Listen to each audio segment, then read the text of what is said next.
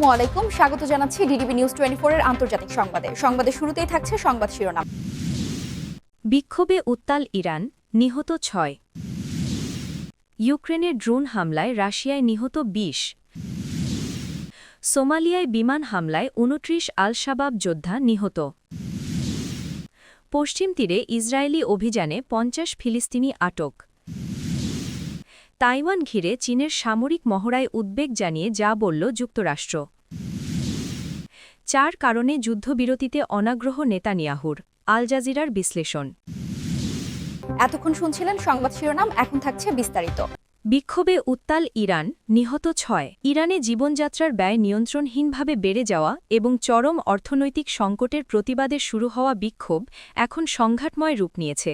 আইনশৃঙ্খলা রক্ষাকারী বাহিনীর সঙ্গে বিক্ষোভকারীদের রক্তক্ষয়ী সংঘর্ষে কমপক্ষে ৬ জন নিহত হয়েছেন। কাতার ভিত্তিক সংবাদ মাধ্যম আল জাজিরা তাদের এক প্রতিবেদনে এই খবর জানিয়েছে। খবরে বলা হয়, দেশটির আধা সরকারি বার্তা সংস্থা ফার্স জানিয়েছে, লোরেস্থান প্রদেশের আজনা শহরে বিক্ষোভ চলাকালে অন্তত ৩ জন নিহত এবং আরও ১৭ জন আহত হয়েছেন। আজনা শহরটি রাজধানী তেহরান থেকে প্রায় ৩০০ কিলোমিটার দক্ষিণ-পশ্চিমে অবস্থিত। অনলাইনে ছড়িয়ে পড়া ভিডিওগুলোতে দেখা যায় রাস্তায় আগুন জ্বলছে, গুলির শব্দ শোনা যাচ্ছে এবং বিক্ষোভকারীরা লজ্জা নেই বলে স্লোগান দিচ্ছেন। এর আগে ফার্স জানায়, চাহারমাহাল ও বাখতিয়ারি প্রদেশের লোরেদগঞ্জ শহরে বিক্ষোভে ২ জন নিহত হয়েছেন। শহরটি তেহরান থেকে প্রায় ৪৭০ কিলোমিটার দক্ষিণে অবস্থিত। ফার্সের খবরে বলা হয়, কিছু বিক্ষোভকারী গভর্নরের কার্যালয়, মসজিদ, শহীদ ফাউন্ডেশন, টাউন হল এবং কয়েকটি ব্যাংক সহ বিভিন্ন সরকারি ভবনে পাথর নিক্ষেপ করেন। পুলিশ টিয়ার গ্যাস নিক্ষেপ করে পরিস্থিতি নিয়ন্ত্রণের চেষ্টা করে। অনলাইনে প্রকাশিত আরেকটি ভিডিওতে দেখা যায়, বিক্ষোভকারীরা রাস্তায় জড়ো হয়েছেন এবং পেছনে গুলির শব্দ শোনা যাচ্ছে। এর আগে বৃহস্পতিবার ইরানের রাষ্ট্রীয় টেলিভিশন জানায়, পশ্চিমাঞ্চলীয় কুহদাস্ত শহরে বিক্ষোভ চলাকালে নিরাপত্তা বাহিনীর একজন সদস্য নিহত হয়েছেন। চ্যানেলটি লোরেস্থান প্রদেশের উপ-গভর্নর সাইদ পুরালির উদ্ধৃতি দিয়ে জানায়, কুহদাস্ত শহরের ২১ বছর বয়সী বাসিজ সদস্য জনশৃঙ্খলা রক্ষার সময় দাঙ্গাকারীদের হাতে নিহত হয়েছেন। বাসিজ হল ইসলামী বিপ্লবী গার্ড বাহিনী IRGC সংশ্লিষ্ট একটি স্বেচ্ছাসেবী বাহিনী। উল্লেখ্য, গত রবিবার থেকে দোকানিরা মুদ্রার দরপতন এবং দ্রুত মূল্যস্ফীতির প্রতিবাদে রাস্তায় নামলে এই বিক্ষোভ শুরু হয়।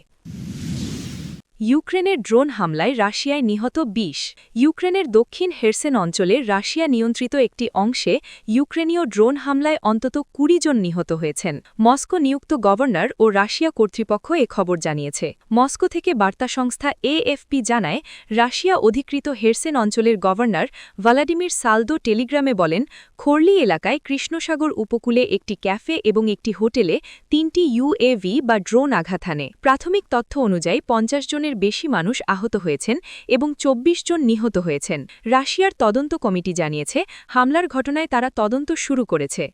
সংস্থাটি বলেছে, ওই হামলায় ২০ জনের বেশি মানুষ নিহত হয়েছেন এবং আরও অনেকেই আহত হয়েছেন।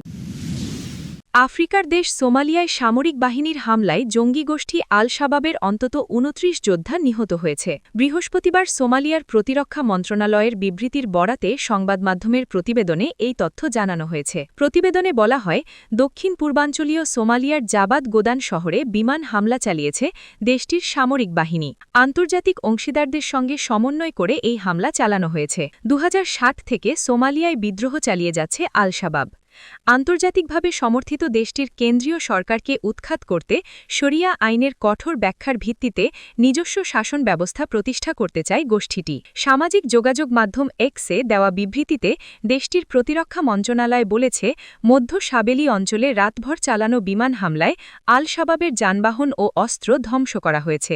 বেসরকারি নাগরিকদের বিরুদ্ধে সন্ত্রাসী হামলায় ব্যবহারের উদ্দেশ্যে এসব অস্ত্র ও যানবাহন সেখানে রাখা হয়েছিল। বিবৃতিতে বলা হয়েছে, সন্ত্রাসবিরোধী লড়াইয়ে সামরিক সহযোগিতা, গোয়েন্দা তথ্য বিনিময় ও অভিযান পরিচালনায় অব্যাহত সহায়তার জন্য প্রতিরক্ষা মন্ত্রণালয় আন্তর্জাতিক অংশীদারদের প্রতি কৃতজ্ঞ। তবে কোন কোন অংশীদার এ সহায়তা দিয়েছে সে বিষয়ে বিস্তারিত কোনো তথ্য জানানো হয়নি। পশ্চিম তীরে ইসরায়েলি অভিযানে ৫০ ফিলিস্তিনি আটক। অধিকৃত পশ্চিম তীরে বৃহস্পতিবার ইসরায়েলি সামরিক বাহিনীর অভিযানে অন্তত ৫০ জন ফিলিস্তিনিকে আটক করা হয়েছে বলে জানিয়েছে একটি মানবাধিকার সংগঠন। চলমান গ্রেপ্তার অভিযানের অংশ হিসেবে এই অভিযান চালানো হয়। ফিলিস্তিনি বন্দী সংস্থার একটি বিবৃতিতে বলা হয়, Ramallah, Al Bireh, Hebron, Tubas, Tulkarem, Nablus, Jenin ও পূর্ব জেরুজালেমে চালানো অভিযানে সাবেক বন্দীদেরও আটক করা হয়েছে। আটক ব্যক্তিদের মধ্যে একজন নারীও রয়েছেন। সংগঠনটি আরও জানায়, গ্রেপ্তার অভিযানের সঙ্গে ব্যাপকভাবে বাড়িতে তল্লাশি, আটককৃতদের ও তাদের পরিবারের সদস্যদের ওপর নির্যাতন ও হামলা এবং সম্পত্তি ধ্বংসের ঘটনাও ঘটেছে। ফিলিস্তিনি বন্দী সংস্থার তথ্য অনুযায়ী গত বছর অধিকৃত পশ্চিম তীরে ইসরায়েলি বাহিনী ৭,০০০-এর বেশি ফিলিস্তিনিকে আটক করেছে। এদিকে পৃথক এক ঘটনায় পশ্চিম তীরের জেরিকোর পূর্বাঞ্চলে ইসরায়েলি সেনারা ২টি ফিলিস্তিনি বাড়ি গুঁড়িয়ে দিয়েছে এবং আরেকটি বাড়ি ভাঙার নোটিশ জারি করেছে। অনুমতি ছাড়া নির্মাণের অভিযোগ দেখিয়ে এই পদক্ষেপ নেওয়া হয়েছে। স্থানীয় সূত্রগুলো তুরস্কের বার্তা সংস্থা আনাদোলু এজেন্সিকে জানিয়েছে, ইসরায়েলি সেনা ও বুলডোজার নিয়ে ওই এলাকায় ঢোকে এরিয়া সি হিসেবে চিহ্নিত অঞ্চলে থাকা ২টি ভবন ধ্বংস করা হয়। তাইওয়ান ঘিরে চীনের সামরিক মহড়ায় উদ্বেগ জানিয়ে যা বলল যুক্তরাষ্ট্র। তাইওয়ানের চারপাশ ঘিরে চীনের ধারাবাহিক সামরিক মহড়া নিয়ে প্রতিক্রিয়া জানিয়েছে যুক্তরাষ্ট্র। এ মহড়ার পর উত্তেজনা না বাড়াতে বেইজিংকে সংযম দেখানোর আহ্বান জানিয়েছে যুক্তরাষ্ট্র। দ্বীপটিকে অবরোধের অনুশীলন হিসেবে পরিচালিত এসব যুদ্ধ মহড়া নিয়ে উদ্বেগও প্রকাশ করেছে ওয়াশিংটন। বৃহস্পতিবার যুক্তরাষ্ট্রের পররাষ্ট্র দপ্তর একটি বিবৃতিতে জানায়, চীনের আগ্রাসী ভাষা ও সামরিক কর্মকাণ্ড অপ্রয়োজনীয়ভাবে আঞ্চলিক উত্তেজনা বৃদ্ধি করছে। মার্কিন পররাষ্ট্র দপ্তরের মুখপাত্র টমি পিগট বলেন, তাইওয়ান এবং অঞ্চলটির অন্যান্য দেশের প্রতি চীনের সামরিক কর্মকাণ্ড ও বক্তব্য অকারণে উত্তেজনা সৃষ্টি করছে। আমরা বেইজিংকে সংযম দেখাতে, তাইওয়ানের ওপর সামরিক চাপ বন্ধ করতে এবং অর্থবহ সংলাপে অংশ নিতে আহ্বান জানাচ্ছি। তিনি আরও বলেন, যুক্তরাষ্ট্র তাইওয়ান প্রণালীতে শান্তি ও স্থিতিশীলতার পক্ষে এবং বলপ্রয়োগ বা চাপের মাধ্যমে বর্তমান অবস্থার একতরফা পরিবর্তনের বিরোধিতা করে। চলতি সপ্তাহের শুরুতে চীন ক্ষেপণাস্ত্র নিক্ষেপ করে এবং যুদ্ধবিমান ও নৌযান মোতায়েন করে তাইওয়ানকে ঘিরে সামরিক কর্মচালিতার অনুশীলন চালায়। বেইজিংয়ের দাবি, তাইওয়ান চীনের অবিচ্ছেদ্য অংশ এবং তারা দ্বীপটির নিয়ন্ত্রণ নিতে প্রতিশ্রুতিবদ্ধ। এদিকে গত বুধবার চীন তাইওয়ানের একত্রীকরণ কেউ ঠেকাতে পারবে না বলে হুঁশিয়ারি দিয়েছেন চীনের প্রেসিডেন্ট শি জিনপিং। তিনি বলেন, তাইওয়ান প্রণালীর উভয় পারের চীনারা রক্তের বন্ধন ও আত্মীয়তার সম্পর্কে আবদ্ধ। আমাদের মাতৃভূমির পুনরেকত্রীকরণ সময়ের দাবিতে পরিণত হয়েছে। এটা কেউ ঠেকাতে পারবে না। ৪ কারণে যুদ্ধবিরতিতে অনাগ্রহ নেতানিয়াহুর, আল জাজিরার বিশ্লেষণ। গাজা যুদ্ধবিরতি টিকিয়ে রাখতে নাও চাইতে পারেন ইসরায়েলের প্রধানমন্ত্রী বেঞ্জামিন নেতানিয়াহু। এজন্য ৪টি কারণ তুলে ধরেছে কাতার ভিত্তিক সংবাদমাধ্যম আল জাজিরা। বুধবার ৩১ ডিসেম্বর আল জাজিরার প্রতিবেদনে এসব কারণ ব্যাখ্যা করা হয়েছে। প্রতিবেদনে বলা হয়েছে, নেতানিয়াহু যুক্তরাষ্ট্র সফর শেষ করে দেশে ফিরেছেন এবং মনে হচ্ছে প্রেসিডেন্ট ডোনাল্ড ট্রাম্পের কাছ থেকে তিনি কাঙ্ক্ষিত সমর্থন পেয়েছেন। সোমবার তাদের বৈঠকের পর ট্রাম্প নেতানিয়াহুকে নায়ক আখ্যা দিয়ে বলেন, গাজা যুদ্ধবিরতির বিষয়ে ইসরায়েল ১০০% পরিকল্পনা বাস্তবায়ন করেছে। তবে এর মধ্যেই মার্কিন কর্মকর্তাদের এক অংশের মধ্যে অসন্তোষ বাড়ছে। গত সপ্তাহে প্রকাশিত প্রতিবেদনে বলা হয়, অক্টোবর মাসে যুক্তরাষ্ট্রের চাপিয়ে দেওয়া ২০ দফা যুদ্ধবিরতি পরিকল্পনা বাস্তবায়নে নেতানিয়াহু ইচ্ছাকৃতভাবে ধীর গতি দেখাচ্ছেন। ধারণা করা হচ্ছে, তিনি ভবিষ্যতে সুবিধাজনক সময়ে ফিলিস্তিনি সংগঠন হামাসের বিরুদ্ধে আবারও সামরিক অভিযান চালানোর পথ খোলা রাখতে চান। চুক্তি অনুযায়ী গাজায় আটক সব বন্দির বিনিময়, মানবিক সহায়তা প্রবেশ এবং সামরিক অবস্থান স্থগিত হওয়ার পর দ্বিতীয় ধাপে যাওয়ার কথা।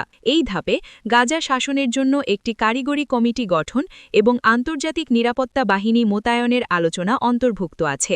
কিন্তু এখনও প্রয়োজনীয় সব সহায়তা গাজায় ঢুকতে দেয়নি ইসরায়েল। নেতানিয়াহু দাবি করছেন, শেষ বন্দির মৃতদেহ ফেরত না দেওয়া পর্যন্ত দ্বিতীয় ধাপে যাওয়া যাবে না। পাশাপাশি তিনি হামাসের নিরস্ত্রীকরণের শর্ত জুড়ে দিয়েছেন, যা ট্রাম্পও সমর্থন করেছেন। হামাস এই দাবি প্রত্যাখ্যান করে বলেছে, অস্ত্রের বিষয়টি ফিলিস্তিনিদের অভ্যন্তরীণ আলোচনা। তাহলে কি নেতানিয়াহু ইচ্ছাকৃতভাবে চুক্তির দ্বিতীয় ধাপ এড়িয়ে যেতে চাইছেন? বিশ্লেষকদের মতে এর পেছনে ৪টি প্রধান কারণ থাকতে পারে। দক্ষিণপন্থীদের চাপ। নেতানিয়াহুর বর্তমান জোট ইসরায়েলের ইতিহাসে সবচেয়ে দক্ষিণপন্থী। যুদ্ধকালীন এই কট্টরপন্থীদের সমর্থন তার পারস্পরিক টিকে থাকার জন্য গুরুত্বপূর্ণ ছিল। জাতীয় নিরাপত্তা মন্ত্রী ইতামার বেনগভির ও অর্থমন্ত্রী বেজালেল স্মোট্রিচ যুদ্ধবিরতির বিরোধিতা করছেন এবং গাজা দখলের পক্ষে অবস্থান নিয়েছেন। প্রতিরক্ষামন্ত্রী ইসরায়েল কাটজও যুদ্ধবিরতি মানতে অনাগ্রহ দেখিয়েছেন। তিনি সম্প্রতি পশ্চিম তীরে অবৈধ বসতি সম্প্রসারণ অনুষ্ঠানে দাবি করেন ইসরায়েলি সেনা গাজায় থাকবে এবং ভবিষ্যতে সেখানে বসতি গড়ার পথ তৈরি করবে, যদিও পরে যুক্তরাষ্ট্রের চাপে বক্তব্য প্রত্যাহার করেন।